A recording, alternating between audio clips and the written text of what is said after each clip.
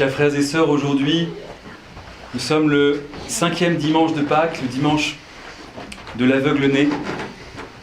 Et nous avons entendu dans l'évangile de Saint Jean cet épisode qui est extraordinaire du Seigneur qui va rendre la vue à l'aveugle, à donc un aveugle de naissance qui, certains pères l'ont expliqué ainsi, n'avait pas Dieu du tout, en tout cas pas Dieu qui pouvait fonctionner.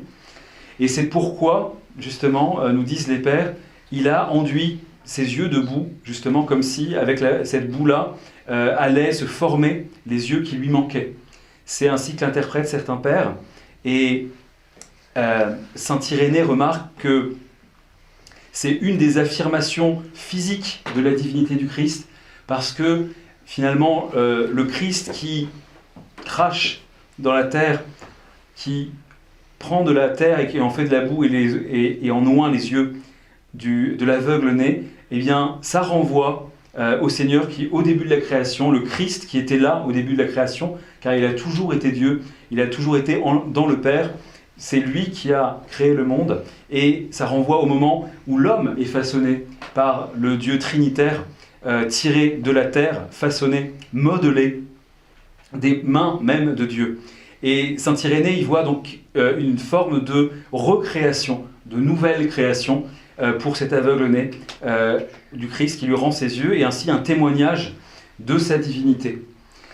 Comme on le sait, il était très difficile pour le Seigneur de dire directement dans le contexte juif de l'époque « Je suis Dieu ». C'était quelque chose qui était quasiment impossible. Il fallait qu'il le fît comprendre de différentes manières, sans le dire aussi clairement que ça aurait été considéré comme quelque chose de complètement blasphématoire, et c'était de toute façon quelque chose qui était dans la langue quasiment impossible à dire.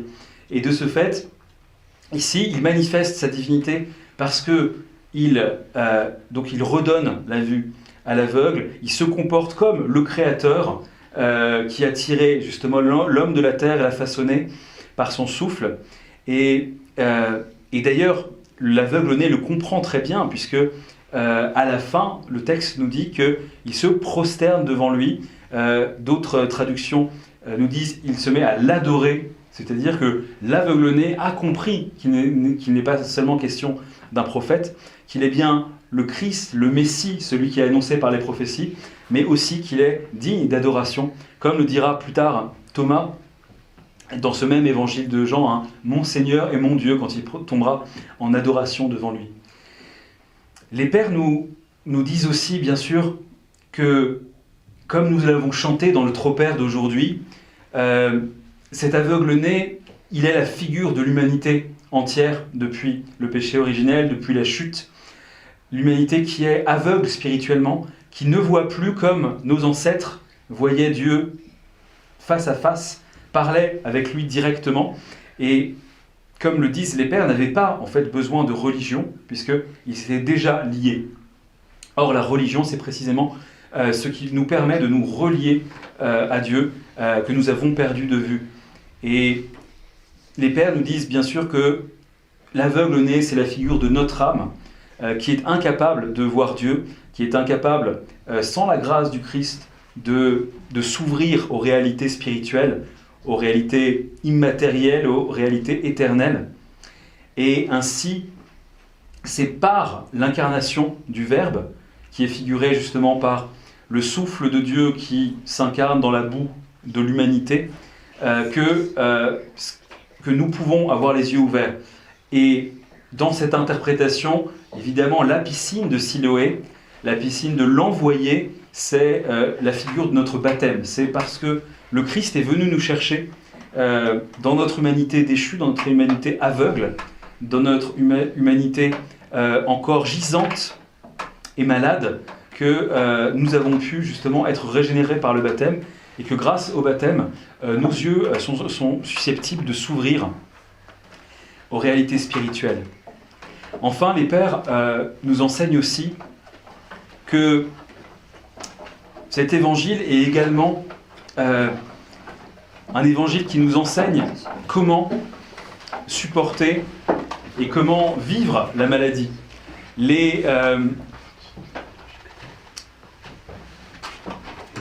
les apôtres se questionnent autour de l'aveugle-né en se demandant qui a péché, lui ou ses parents, pour qu'il soit né aveugle. Parce qu'à l'époque, on faisait un lien absolu, nécessaire entre la maladie et le péché. Bien sûr que le fait que nous puissions être malades est une conséquence de la chute. Bien sûr qu'avant le péché d'Adam, il n'y avait pas de maladie, mais pour autant, il ne faudrait pas tomber justement dans une sorte d'excès de rationalisme qui expliquerait que finalement les bien portants sont ceux qui sont justes et les malades sont ceux qui ont péché.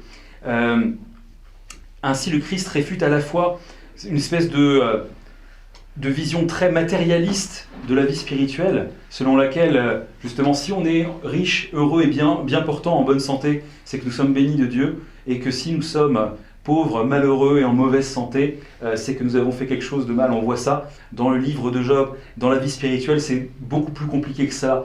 Le Christ aussi, d'ailleurs, réfute la préexistence des âmes, puisque les apôtres lui disent « Est-ce lui qui a péché pour qu'il soit né aveugle ?» C'est-à-dire, est-ce lui qui a vécu dans des vies antérieures, comme justement le croit aujourd'hui le bouddhisme, l'hindouisme, même beaucoup d'occidentaux, hein, dans ce qu'on appelle le New Age, ces croyances à la réincarnation des âmes. Eh bien, non, le Christ dit non, il n'a pas péché, ses parents n'ont pas péché, il est malade pour que soit manifestée en lui la gloire de Dieu. Et les pères nous enseignent que cette vision-là doit vraiment rester au cœur de notre vie. Lorsque parfois, nous sommes confrontés à la maladie, nous avons tendance à faire comme les apôtres, à nous demander « mais qu'est-ce que j'ai fait ? Qu'est-ce qui s'est passé ? Pourquoi est-ce que je suis malade ? Pourquoi est-ce que ceci m'arrive ? Est-ce qu'il y a un sens ?» Eh bien, nous enseignent les pères, le sens qu'il faut conserver, le sens le plus important de toute épreuve de maladie, c'est de se dire que c'est pour la plus grande gloire de Dieu. Si on n'arrive pas à guérir, eh bien, cela nous enseigne la patience, et au moment où Dieu nous guérira, car Dieu nous guérira, eh bien, ça fera éclater sa gloire, et ce sera une couronne pour nous d'avoir supporté cette maladie, en n'abandonnant jamais la foi que Dieu nous guérirait, en gardant toujours cette conviction, justement, que le seul médecin des corps, mais surtout des âmes, c'est le Seigneur Jésus-Christ, qui s'est incarné, qui est venu en notre chair, afin de nous faire participer à sa divinité. Puissions-nous le suivre et être divinisés par lui comme il est descendu dans notre boue, et ainsi vivre avec lui éternellement, au nom du Père, du Fils et du Saint-Esprit. Amen.